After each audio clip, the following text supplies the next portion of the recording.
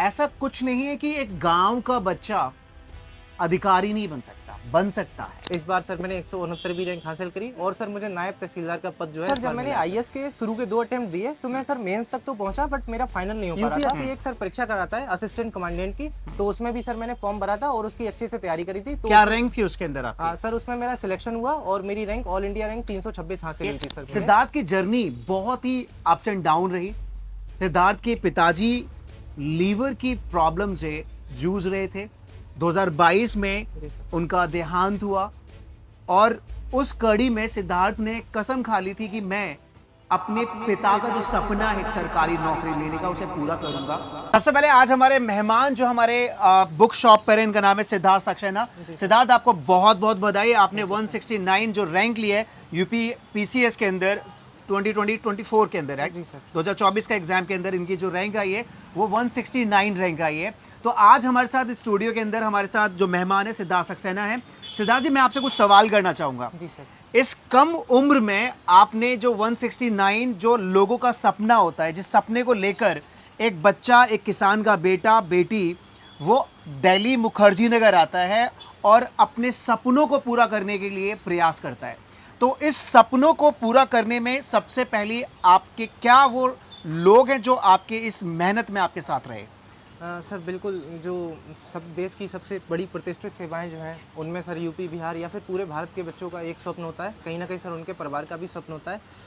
और सर बच्चा मेहनत तो करता है बट सर मुझे लगता है कि मेरी तेज बोलेंगे आप? सर बिल्कुल सर। मुझे लगता है अब आप अधिकारी बन चुके हैं। जी सर। मेरी मेहनत के पीछे सर सबसे पहले तो मेरे परिवार, विशेषकर सर मेरे पिता जो आज इस दुनिया में नहीं है, मेरी माता जी, मेरे भाई बहन और सर कहीं ना कहीं स्टडी फॉर्मेट में सर देखा जाए तो मेरे दोस्तों का सर बहुत बड़ा योगदान रहा है, जिनकी वजह से सर आज मैं सर इस मुकाम को हासिल कर पाया हूँ सर। सिद्धार्थ जी, बताया जा रहा है कि आपने एक ही एग्जाम नहीं, आपने और भी कई एग्जाम आपने निकाले हैं। वो क्या विश्वास था, वो क्या मोटिवेशन आपके पास था, और वो कौन व्यक्ति और भी आपके लाइफ में थे जिन्होंने आपको मोटिवेट किया इस मुकाम तक पहुंचाने के लिए?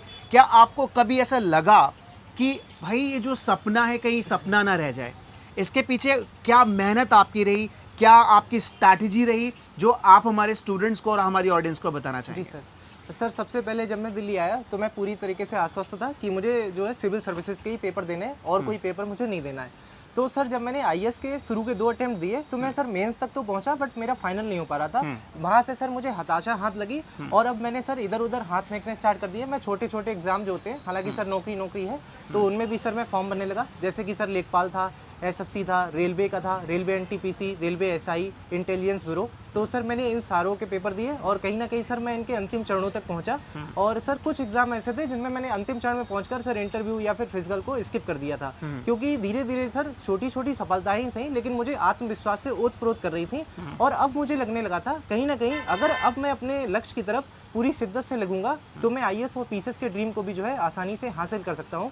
तो सर मैंने अपने तैयारी के ट्रैक को बदला और मैंने सर जब मेरे अटेम्प्ट्स ज़्यादा हो रहे थे यूपीएससी में तो मैंने सर पीसीएस की ओर शिफ्ट किया और मैंने 3 अटेम्प्ट दिए, जिनमें से सर मेरे 2 के प्रीलिम्स निकले, दोनों के मेंस दिए मैंने। और इस बार तीसरे अटेम्प्ट में मैं इंटरव्यू तक पहुंचा था। इससे पहले सर पिछले साल यूपीएससी एक सर परीक्षा कराता है असिस्टेंट कमांडेंट की, तो उसमें भी सर मैंने फॉर्म भरा था और उसकी अच्छे से तैयारी करी थी। तो क्या रैंक थी उसके अंदर आपकी? सर उसमें मेरा सिलेक्शन हुआ और मेरी रैंक ऑल इंडिया रैंक 326 हासिल हुई थी सर मुझे। और फिर वहाँ से सर मेरे अंदर काफ़ी सर विश्वास आ गया था कि अब जो है मैं अच्छे रोजगार में अब आ चुका हूँ और अब मेरा जो काम है वो अपने सपने को पूरा करना है। फिर मैंने सर पीसीएस की अच्छे से तैयारी करी और भगवान के आशीर्वाद से और सर बड़े लोग जो हैं उनकी दुआओं से इस बार सर मैंने 169वीं रैंक हासिल करी और सर मुझे नायब तहसीलदार का पद जो है इस बार मिला है सर। चलिए, एक बार फिर से बहुत बहुत बधाई। मेरा सवाल आपसे सिद्धार्थ ये भी है, क्या वो कंटेंट था, किस तरह से आपने स्ट्रैटेजी बनाई, किस कंटेंट को लेकर आपने अपने नोट्स को तैयार किया, उसमें किसी की भूमिका रही हो, किसी बुक को आपने लिया हो, किसी एक ऐसे व्यक्ति ने मुखर्जी नगर में आपको सपोर्ट दिया हो और आपको कहा होगा कि चिंता मत कर कि हम तुम्हारे साथ हैं? कई बार बच्चे मैं देखता हूँ यहाँ पर खुद से तो आते हैं तो बताते हैं कि एक सपोर्ट इस यहाँ से भी हमें मिलता है। जी। तो आपका सपोर्ट का क्या मेन था? सर जब 2022 में मैं घर से जब सर पिताजी की डेथ हो गई थी तो उसके बाद सर मैं मुखर्जी नगर में आता था और यहाँ सर ऐसे ही किताबों को निहारता था, थोड़ा सा देखता था। तो सर एक दिन सुशील भाई ने जो राय बुक शॉप में, इन्होंने सर मुझे देखा और पूछा क्या तुम्हें प्रॉब्लम है, मतलब क्या समस्या है। तो सर मैंने बताया, तो उन्होंने कहा बेटा तुम अच्छे से तैयारी करो, बाकी किताबें या फिर जो भी है तुम स्ट्रेटजी तो अपनी अच्छे से जानते होगे, मुझे तो इस बारे में नहीं पता, लेकिन तुम्हें अगर कभी किसी प्रकार का कोई समर्थन या किताब अगर पैसे के अभाव में या किसी भी कारणवश, तो सर मैं कहीं ना कहीं समझता हूँ सर उन्होंने मुझे बहुत नैतिक समर्थन दिया, जो सर एक एस्पिरेंट की लाइफ में सर बहुत बड़ी चीज होती है सर। चलिए बहुत बढ़िया। क्या शुरू से बचपन से स्कूल के जब आप थे अंदर थे, आप जब स्कूल जाते थे, जी सर। आपकी स्कूलिंग कैसी थी? सबसे पहले मुझे बताइए, सरकारी स्कूल या फिर प्राइवेट स्कूल, कहाँ से स्कूलिंग की आपने? सर मेरी प्रारंभिक शिक्षा सरस्वती विद्या मंदिर करके जो कॉलेज होते हैं विद्या भारती के, वहाँ सर हुई थी, और जो कि हिंदी माध्यम के स्कूल हैं सर, वहाँ से मैंने अपनी इंटर तक की जो थी पढ़ाई की थी। उसके बाद सर 2016 में मैं अपना स्नातक करने दिल्ली विश्वविद्यालय के लिए आया था, अच्छा। जहाँ मैंने सर फिजिक्स विषय में बीएससी ऑनर्स किया। ओके। उसके बाद सर 19 से 21 में मैंने अपना परा स्नातक इतिहास विषय में किया था, और बाद में सर मैंने नेट की परीक्षा भी उत्तीर्ण की थी सर। बहुत बढ़िया।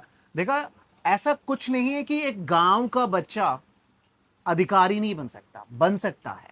उसके अंदर हौसला होना चाहिए, जज्बा होना चाहिए। सिद्धार्थ की जर्नी बहुत ही अप्स एंड डाउन रही। सिद्धार्थ के पिताजी लीवर की प्रॉब्लम से जूझ रहे थे।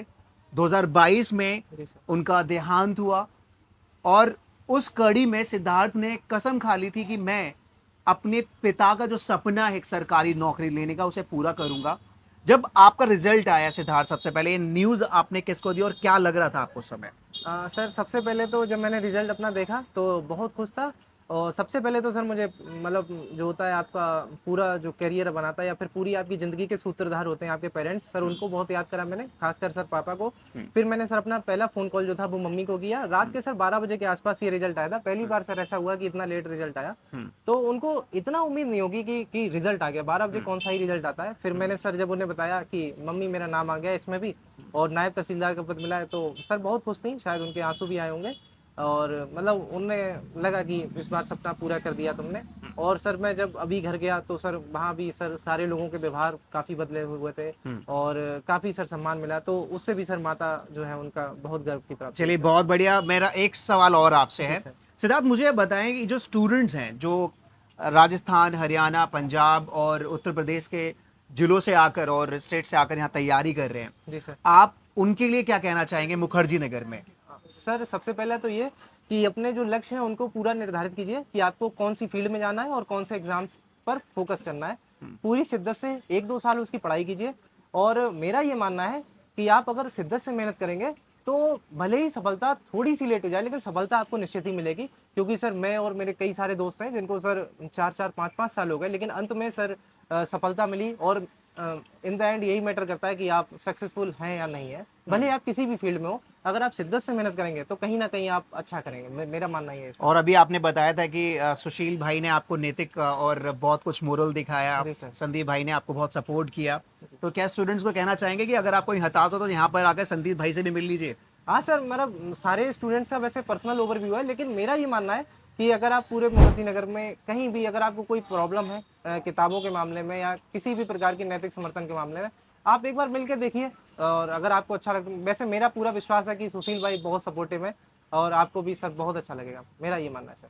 बहुत बहुत सिद्धार्थ, एक बार आपके करियर के लिए फिर से मैं बधाई देना चाहूँगा।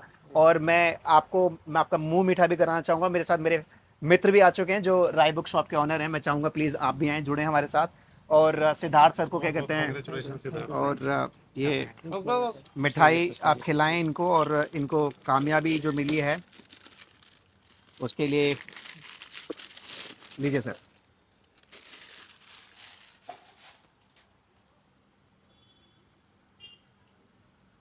बहुत बढ़िया। ये आपके लिए। Thank you, thank you. तो आप दिल्ली में किसी भी सरकारी नौकरी की अगर तैयारी कर रहे हैं, आपका सपना इसी तरह अधिकारी बनना, अपने पेरेंट्स का सपना पूरा करना, तो आप दिल्ली में जहां भी हैं, जिस चीज की भी तैयारी कर रहे हैं, एसएससी, यूपीएससी, एसएसबी, और आपको कुछ भी थोड़ा सा भी अगर अगर मोटिवेशन में कमी है, आप राय बुक शॉप पर आप आए, आपको पूरा मोटिवेशन मिलेगा, और आपको वो कंटेंट मिलेगा कि तैयारी करनी कैसी है, स्ट्रेटेजी होनी कैसी चाहिए, ताकि अगली बार आप इस कैमरे पर आप मेरे साथ यहां खड़े हो और आपके पेरेंट्स भी आपको देख रहे हो कि हां, मेरा बेटा आज अफसर बन चुका है। हर किसी पेरेंट्स की यही उम्मीद होती है। तो आपकी उम्मीद को पूरा करने के लिए मुखर्जी नगर में राय बुक शॉप आपके साथ हमेशा है, थी और रहेगी। धन्यवाद।